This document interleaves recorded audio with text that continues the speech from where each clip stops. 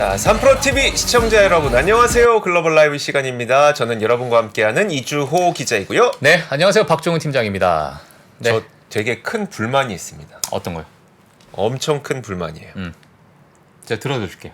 진짜 들어주실 거예요? 예. 아니 우리 상반기까지만 하더라도 금리 높을 때 그러면 돈 잘 벌 수 있는 게 누구냐. 예. 성장을 할 수 있는 기업 아니겠냐. 그럼 성장의 원동력 뭐냐? AI다. 그래서 인공지능 관련주들 뭐 빅테크 기업들 다 올랐잖아요. 예. 어제 나온 게 금리 인상한다면서요. 왜 뷰가 바뀌어요? 아니 뭐 아침 먹으면서 뷰가 다르고 점심 먹으면서 뷰가 다른 게 이 바닥이기 때문에 참. 저만 이렇게 느끼나요? 이 바닥이 좀 겸손해야 됩니다. 항상. 그쵸. 예. 그래서 저 겸손하긴 한데 예.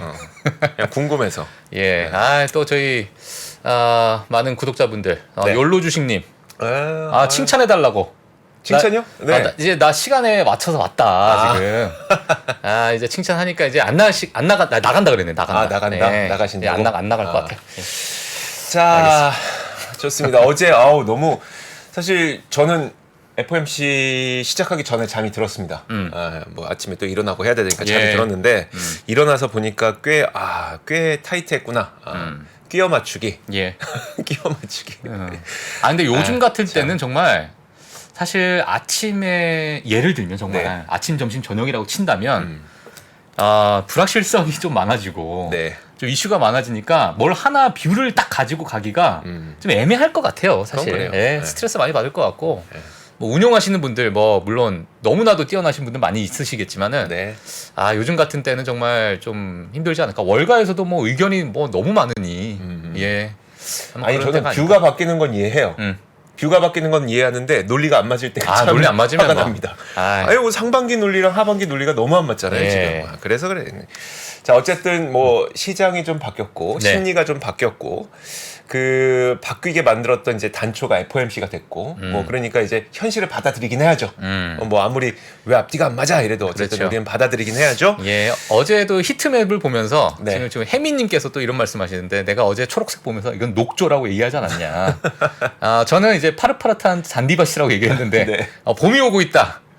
그걸 이제 녹조라고 보신 분들이 한 수 위다 저보다. 정답이었습니다. 예. 자, 좋습니다. 정답이었습니다. 자, 어쨌든 이렇게 뭔가 바뀌면 또 바뀐 데 적응해야 됩니다. 예. 적응할 만한 뉴스들이 준비되어 있으니까 자, 첫 번째 뉴스부터 한번 볼까요? 네, 오늘 글로벌 라이브 뉴스 보도록 하겠습니다. 사실 네. 앞서서 FOMC에 대한 이야기가 워낙 많이 나왔기 때문에 저희는 조금은 그 부분 조금 줄이고 오늘 아침에도 뭐 김한진 박사님부터 해서 박병창 이사님 맞아요. 뭐 정말 네. 좋은 이야기를 너무 많이 해주셨거든요. 네.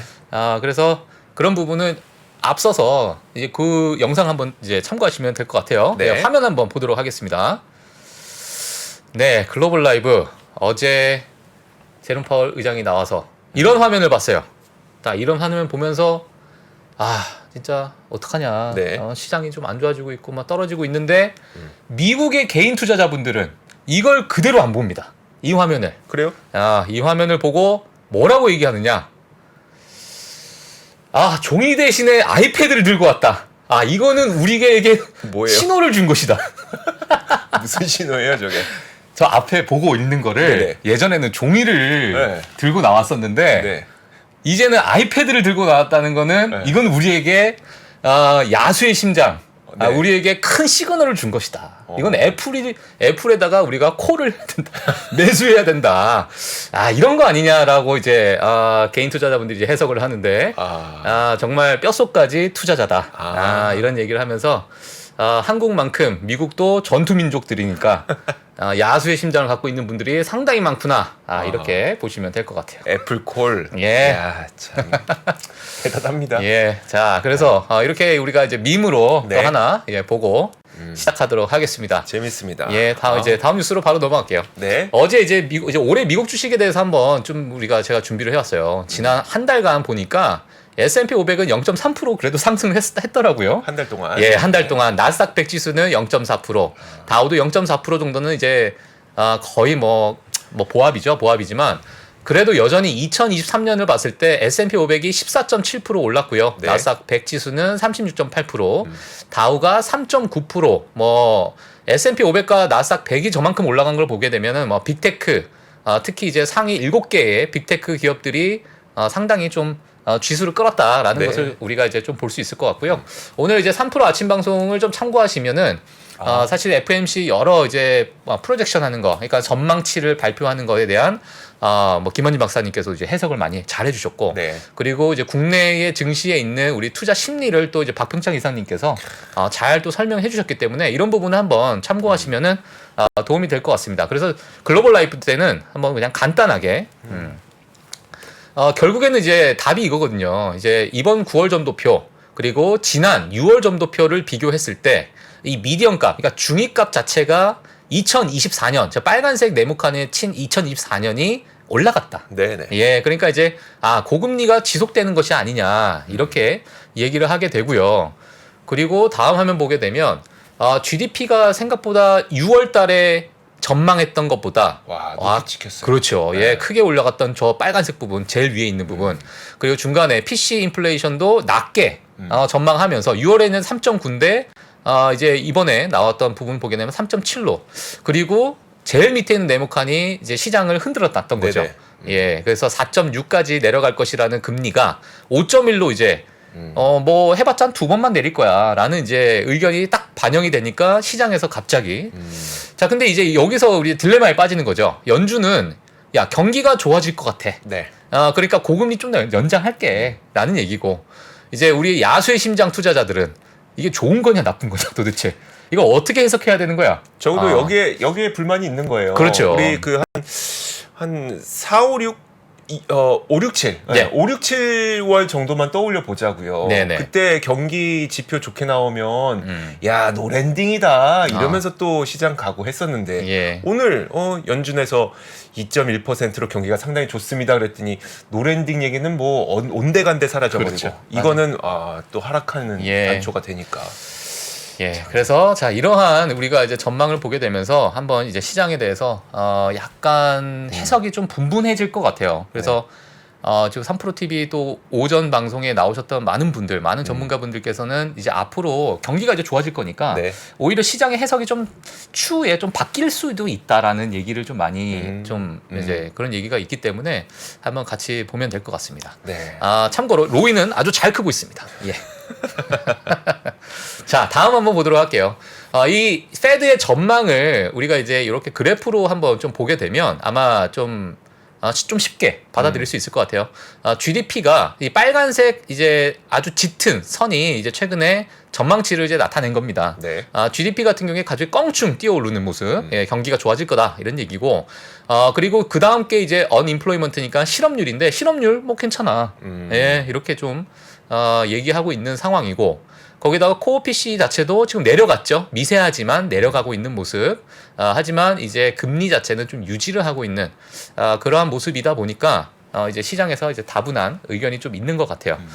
최근에 이제 그 미국의 이제 월가의 애널리스트 분들이 제가 이제 뭐 자료를 보면서 좀 가지고 나온 게 있는데, 이게 우리가 전망치에 너무 우리가 좌지우지하지 말자라고 그런 얘기를 하기 때문에 제가 좀 가지고 나왔습니다, 사실. 네. 어떤 얘기를 좀 볼 수 있을 것 같냐면, 저 지금 표가 좀 안 보일 수 있을 것 같아요. 예. 지난번 FOMC SEP, 예. SEP 그러니까 경제 전망. 그렇죠. 그다음에 이번 SEP 경제 전망을 비교해 주신 건가요? 맞아요. 예, 지금 제일 위에 있는 게 아마 지금 숫자가 너무 작아서 좀 안 보일 것 같은데요. 제가 이제 말로 좀 설명을 드릴게요. 위에 있는 것은 2021년 9월입니다. 네. 밑에 있는 게 요번에 나온 2023년 9월인데 2021년 9월을 한번 다시 우리가 보게 되면 이미 그때가 CPI가 5%를 넘었던 상황이었어요. 예, 2021년 9월 FOMC 전망 때가 이미 CPI가 5%였습니다. 하지만은 저 때 보게 되면 저 노란색으로 밑에 보게 되면 뭐 0.3, 1.0 그러니까 앞으로 네. 우리 금리 인상 안 할 거야. 이렇게 이미 벌써 얘기를 했는데 지금 와서 보니까 네. 저거는 전혀 무용지물이었던 전혀 상관없었던 숫자를 저기다 찍어 놓은 거였거든요. 그다음 밑에 보면은 이제 우리가 금리가 어떻게 될 거야라는 저 밑에 지금 우려하고 있는 부분이겠죠. 그래서 이게 인플레이션이 눈앞에 닥쳤을 때도 그들은 인플레이션이 다가올 것을 전혀 예상하지 못했다. 예, 그렇기 때문에 지금에 있는 이러한 전망치 물론 의미는 있겠으나 네. 너무 우리가 맹신하면서 이 부분을 보고 우리가 투자에 막 목매달 필요는 없다. 이렇게 이제 월가의 애널리스트들이 이런 비교를 하면서 과거에도 뭐 실수 많이 했기 때문에 전망치도 다 다르고 근데 너무 이거에 우리가 쫄지 말자. 그런 의미로 제가 가지고 나왔습니다. 참고하시면 될 것 같아요. 그리고 네, 다음 뉴스 바로 넘어가도록 하겠습니다. 네. 예. 자, 모건 스탠리의 제가 이제 웹사이트, 제가 이제 어떤 뉴스가 나왔길래 모건 스탠리에 들어가서 이제 모건 스탠리가 이번에는 약간 뭐 늘 약간의 비관론적인 의견을 좀 강하게 내는 IB가 또 모건 스탠리이기 때문에 기업 실적에 너무 큰 기대를 하면 안 되는 이유에 대해서 몇 가지를 좀 얘기를 했습니다. 네. 제가 이제 말로 좀 간단하게 말씀드릴게요. 일단은 지금 슈퍼코어 인플레이션, 코어 인플레이션이 아니라 슈퍼코어입니다. 네. 슈퍼코어 PC인데 이 슈퍼코어라는 것은 에너지 그리고 식품을 뺀 게 이제 코어인데 여기에 이제 주택 비용까지 뺀 거를 이제 슈퍼코어라고 이제 얘기를 해요. 네. 근데 이게 사실 지난 18개월 동안은 4.5%를 좀 유지를 했습니다. 하지만 최근 3개월 동안에 이 부분이 좀 가속화되고 있다.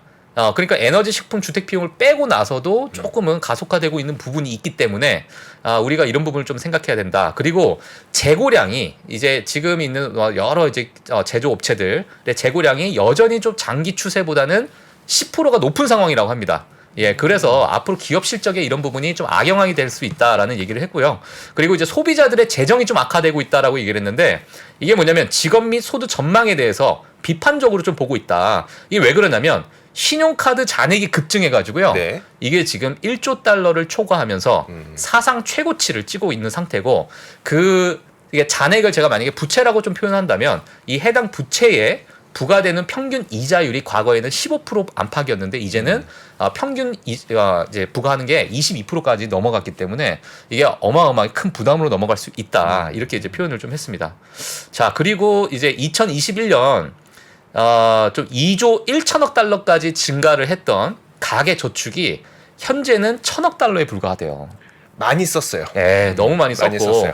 그리고 이제 10월 달이 되면은 미국의 이제 학자금 대출 상환도 이제 다가오기 때문에 네. 이런 부분이 이제 소비자 지출을 더 악화시킬 것이라서 이게 기업 단으로 바로 넘어갈 수 있는 그러니까 하반기의 기업 실적에 있어서 악영향을 줄 수 있는 요인들이 너무 많다는 거죠. 예, 그래서 이제 모건 스탠리는 이러한 부분을 봤을 때는 물론 이제 매크로적인 영향도 있겠지만은 이런 것들이 더해져서 하반기 실적에 너무 기대를 하고 너무 과한 베팅은 지금 안 하는 게 좋을 것 같다라는 의견을 내고 있습니다. 그래서 이런 부분 한번 참고하시면 될 것 같아요. 정리해보면 재고가 아직 다 정리가 안 됐다. 예. 그다음에 고금리 때문에 부채 많다. 그렇죠. 거기 이자 비용 많다. 이자 비용이 늘어난다. 소비자들 지금 돈 없다. 없다. 학자금도 내야 된다. 학자금 내야 된다. 예. 자, 이러한 부분이 시장을 좀 압박하고 있다라고 보시면 될 것 같습니다. 그 다음에 뉴스로 뭐 빠르게 넘어가도록 할게요. 네. 이제 뭐 대만에 있는 이제 애플에 관련된 이게 대만 안에 있는 이제 애플 공급 업체죠. 매출이 이제 크게 감소했다라는 뉴스가 이제 나오게 되면서 물론 이제 대만에 국한되기 때문에 뭐 애플 전체적인 어떤 성장세 둔화를 나타낼 것이냐 했을 때는 약간의 좀 제한적이 있겠죠. 하지만 이제 뭐 대만 공급 업체들을 보게 되면 TSMC도 있고요. 그다음에 퀀타 컴퓨터도 있기 때문에 퀀타 컴퓨터 하게 되면 또 엔비디아와 같이 협업을 하는 그런 이제 기업이라고 볼 수 있을 것 같고. 네. 그래서 이제 지금 이제 주요 조립 업체 또는 이제 제조 업체의 총 수익이 1년 전보다 12.3%가 감소를 했습니다. 이게 거의 296억 달러 기록을 했으니까 뭐 엄청난 이제 수치다 이렇게 볼 수 있을 것 같은데 이게 지금 현재는 뭐 7월에 9% 하락의 부진이 좀 심화돼서 올해 현재까지 7.5% 하락으로 계속 이어지고 있고 이게 사실 스마트폰, 노트북 그리고 개인용 전자제품 판매의 어떤 장기 하락을 좀 반영을 하고 있다. 하지만 이제 이걸 보고 그러면 여기 이제 끝났구나 이런 게 아니라 지금 이런 현상이 일어난 것은 이미 어느 정도 이제 TSMC나 퀀타 같은 이러한 기업들의 병목 현상이 일어나고 있기 때문에 공급에 병목 현상? 예 그러니까 공급이 네. 이제 많은 많은 이제 수주가 들어오고 있는데 이거를 지금 아직은 많이 쳐내지 못하고 있는 상황이다. 예 이렇게 이제 좀 표현을 하고 있어요. 그래서 뭐 TSMC 같은 경우에는 이번 아이폰 15에 대한 판매 호조로 데이터 센터용 칩의 어떤 병목 현상이 좀 해결되면은 네. 이게 추후에 실적으로 바로 이제 반영이 되기 때문에 그때 가서는 아마 두 자릿수의 또 성장을 보여줄 수 있는 그러한 이제 하나의 위치다. 지금 현재는 약간 일시적이다. 뭐 이렇게 그러니까 나아지겠다라는 얘기겠죠 결국에. 예, 그래서 이런 부분을 한 번쯤은 체크를 해보시면은 될 것 같습니다. 사실 8월이라고 하면 예. 애플이 신제품을 9월에 발표를 했잖아요. 9월에 발표하고 그리고 뭐 이제 판매하기 시작했죠. 그렇죠. 몇몇 이제 국가에서 시작했죠. 이제 시작했죠. 그러면 한 달 정도의 판매까지 여유분이 남은 시기적으로 여유분이 남았으면 8월이면 사실 다 만들고 있을 때거든요. 엄청 만들고 있어야 되는 거죠. 맞아요. 뭐 2달이고 3달이고 먼저 만들어 놓고 이제 9월부터 판매 시작해야 되니까. 근데 12.83%가 떨어졌다고 하니 뭐 제가 이게 병목 현상이 무엇인지는 잘 모르겠으나 조금 걱정되긴 하네요. 예. 어허. 그리고 애플의 가격을 또 동결한 것도 사실은 여러 가지 좀 압박 요인이 될 것 같아요. 네네. 그러니까 왜냐면은 그만큼 그 밑에 있는 1차, 2차 아니면 진짜 원자재 기업부터 해서 여러 이제 그 밑에 있는 같은 뭐라고 하청업체라고 할까요? 예를 들면 네네. 그러한 이제 기업들까지도 이제 가격 압박이 될 수밖에 없는 요인이니까 원래 인플레이션에 임금은 올라가고 있고 가격은 그대로 한다면은 밑에 단에서도 어떤 가격 압박은 분명히 받을 거란 말이에요. 그럼요. 특히나 애플 같이 이렇게 빡센 기업이 폭스콘 그래서 맨날 나가잖아. 우리 못하겠다 이러면서. 예, 그러한 기업이 가격 동결했다는 거는 그 밑에 압박은 어마어마하다는 얘기예요, 사실. 예, 근데 이제 이런 부분이 앞으로 어떻게 풀어갈지를 한번 우리가 좀 지켜봐야 될 텐데 네. 지금 뭐 시장에서는 그래도 판매 호조가 있기 때문에 그래도 추후에는 좀 나아질 것이다. 이렇게 볼 수 있을 것 같습니다. 예. 네, 알겠습니다. 예, 자 다음 뉴스로도 빠르게 넘어가도록 할게요. 그러시죠. 오늘 우리가 준비한 게 너무 많네. 사실. 많아요. 예, 예. 이거 어제 이제 같은 저희 유산아님께서도 잘 이제 설명해 주셨던 부분인데 이제 뱅크 오브 아메리카의 이 사비타 수브라메니안 정말 유명해요, 이름이, 이분. 네. 올해의 상반기의 어떤 상승을 가장 먼저 말씀하셨던 유산원님께서도 설명 잘해주셨죠. 하반기 투자 전략에 대해서 재밌어서 가지고 좀 가지고 나왔습니다. 이 재밌었던 게 뭐냐면 이분이 이런 얘기를 했어요. 만약에 나는 이제 하반기 S&P 500 같은 경우에는 4,600까지 이렇게 지금으로부터 약 한 4~5% 정도 올라갈 것이다 이렇게 얘기를 했는데 네. 이 기반에 있었던 이 아이디어가 뭐냐면 S&P 500에 투자를 해야 되는데 네. 이거를 동일 가중치 그러니까 우리가 시가총액 가중치로 하는 것이 아니라 네네. 동일 비중으로 해야 우리가 수익을 볼 것이다 이런 얘기를 했어요. 덜 올라간 게 더 올라간다는 얘기잖아요. 그렇죠. 예. 그래서 지금 시가총액 가중치로 만약에 하게 되면 ETF 내에서 애플이 7%나 차지를 하고 있습니다. 네. 근데 이제 빅테크 7개의 종목이 시장을 다 끌어올렸잖아요. 그럼 빅테크 7개의 종목과 그 외에 493개의 기업, 예를 들면 500개 기업이라 친다면 네. 그 기업과의 그 괴리 현상, 이 괴리 현상이 닷컴 버블 이후로 처음이라고 합니다. 예, 그 밸류에이션에 대해서. 그러니까 밸류에이션 자체가 그렇게 크게 지금 괴리 현상이 일어나고 있다. 그러니까 이런 부분이 다시 좁아질 가능성이 높기 때문에 네. 지금은 시가총액 가중 비중으로 가는 게 아니라 동일 비중으로 가야 오히려 S&P 500에서 그 좁아지는 좁아지는 그 구간 안에서 네네. 수익을 오히려 더 볼 수 있다. 이런 이제 얘기를 하시는 거예요. 자, 근데 그 기반에서 뭐가 되냐면 지금 사실은 매크로 환경에서 가치주에 대한 선호가 조금씩은 높아질 것이고 기술 업종은 무역 분쟁 그리고 지정학적 어떤 긴장이 좀 고조될 경우에 특히 이제 중국과 대만을 언급을 했는데 이 중국과 대만에 대한 공급망이 위험이 좀 노출되기 쉬울 거다. 그러다 보니까 미국 내의 제조 중심 기업은 공급망은 그나마 좀 다변화하고 상대적으로 좀 좋은 퍼포먼스를 좀 보일 수 있다.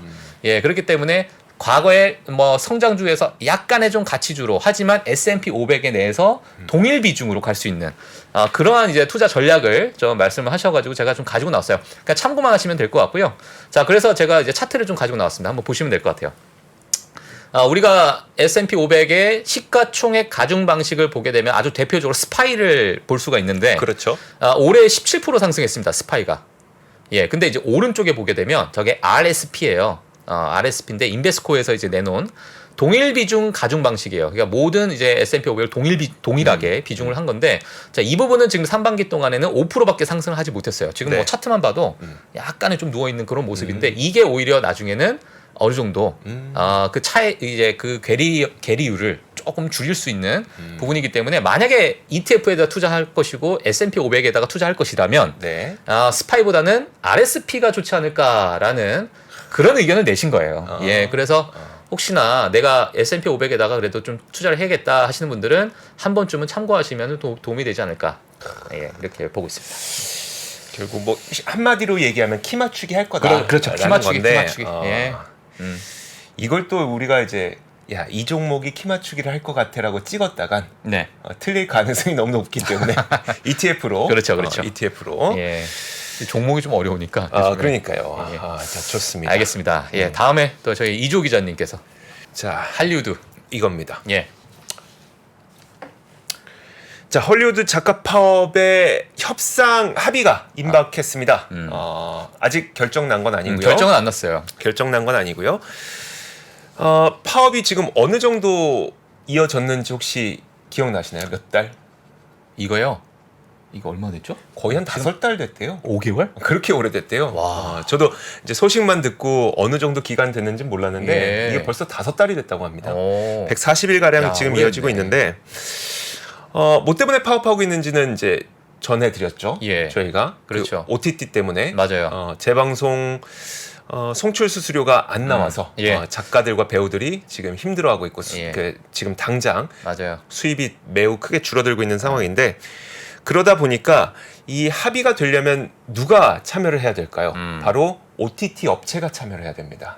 그래서 이번 파업 협상에 워너브로스 디스커버리 CEO와 밥 아이거 디즈니 CEO, 그 다음에 넷플릭스 최고 콘텐츠 책임자가 참석하기로 했습니다.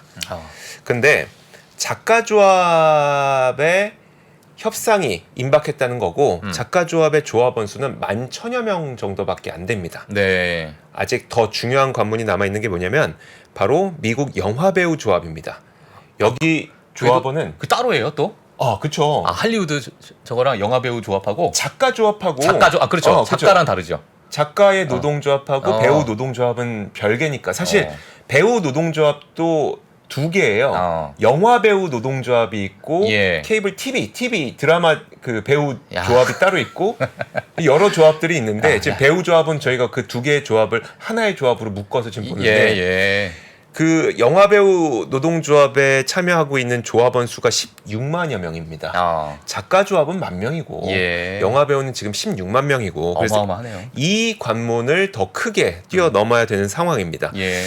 자, 코로나 때도 지금 작품 제작이 안 됐었는데 올해는 파업 때문에 또 작품 제작이 안 됐었잖아요. 그래서 우리나라뿐만 아니라 미국에 있는 콘텐츠 기업들 그리고 영화관도 마찬가지고요. 다 같이 힘들었단 말이에요. 그렇죠. 물론 OTT 때문에 영화관 안 가는 것도 맞는데 작품도 볼만한 작품도 별로 없었어요. 뭐 기억나는 거 별로 없잖아요. 오펜하이머 정도? 예. 그거 말고는 기억나는 게 없어요. 작품이 없으니까 다 같이 힘들었었는데 이 2가지의 관문을 뛰어넘고 나면 그제서야 뭐 콘텐츠 업종이라든지 아니면 영화 업종이라든지 이런 것들이 좀 다시 정상화되는 과정을 밟게 될지 한번 지켜봐야 될 것 같습니다. 경기가 너무 안 좋아가지고 네. 사실 영화 같은 경우에는 1, 2년 전부터 사실 촬영이 들어가잖아요. 네.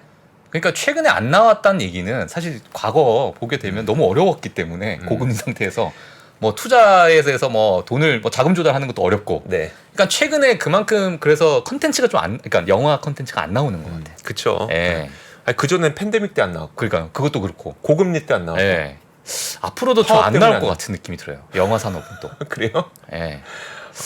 모르겠네요. 예, 알겠습니다. 그러니까요. 자, 이게 좀 빨리 파업이 좀 해결이 됐으면 좋겠습니다. 이게 우리나라랑 또 직접적인 연관이 있어요. 예. 우리나라도 헐리우드 영화 얼마나 많이 수입해서 틉니까? 자, 연관이 있어서 그렇습니다. 예. 자, 다음 소식. 근데 시간이 예. 어떻게 계속 하는 게 낫겠죠? 아니면은 끝나고 뒤에 가서 할까요? 끝나고 할까요?